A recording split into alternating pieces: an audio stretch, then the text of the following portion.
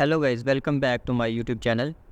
इस वीडियो में हम CSS बेसिक सेलेक्टर के बारे में जानेंगे कि ये किस लिए यूज़ होता है। सबसे पहले हमारे पास इसके अंदर 3 टाइप के बेसिक सेलेक्टर आते हैं। सबसे पहले हमारे पास है बाय टैग नेम, उसके बाद हमारे पास आता है क्लास और फिर आती है आईडी। मिसाल के तौर पर पहले हमारे पास है टैग नेम सेलेक्टर। ये हमारे पास सबसे पहले हेडिंग है H1 और उसके बाद हमने हेडिंग को क्लोज कर दिया कर्ली ब्रैकेट से। अब भी हम जो स्टाइल लिखेंगे इसके अंदर लिखेंगे कि हमारे पेज में जितने भी हेडिंग हो गए H1 हो गए वो सबको एक ही स्टाइल लग जाएगा जो हमने इसके अंदर लिखा होगा। ये होता है टैग नेम। इसी तरह से टेबल और डिव में भी है।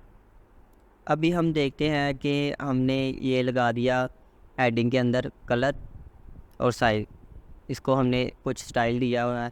तो अगर ये हमारे पेज के अंदर काफ़ी ज़्यादा होंगे तो ये सब के ऊपर अप्लाई हो जाएगा रेड कलर और साइज़ भी।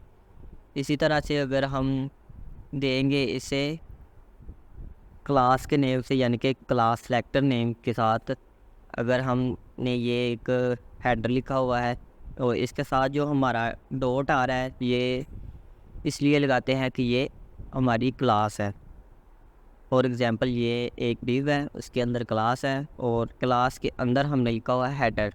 अभी हम कोई इस डिव के अंदर जो भी अपना टेक्स्ट लिखेंगे और हम यहाँ पे डॉट लगा के आगे हेडर लगा के उस सेलेक्टर जो हमने टैग लिखा होगा उसका नेम लिखेंगे तो बस ये उसी के ऊपर ही अप्लाई होगा, अदरवाइज़ किसी के ऊपर अप्लाई नहीं होगा। उसके बाद हमारे पास आता है क्लास सेलेक्टर नेम स्पेसिफिकेशन। सबसे पहले हमने हेडर लिया हुआ है कि इसको लिखने का तरीका क्या है। हम इसे लिस्ट हैपन मेन्यू, ये एक ही नेम है और हमने इसके अंदर हैपन लगाया हुआ है। और जो ऐसे हम ऑर्डर क्लोज के साथ भी इस्तेमाल कर सकते हैं और कैमन केस के साथ भी इस्तेमाल कर सकते हैं इस तरह से। उसके बाद हमारे पास आती है आईडी को हम हैशटैग से लिखते हैं।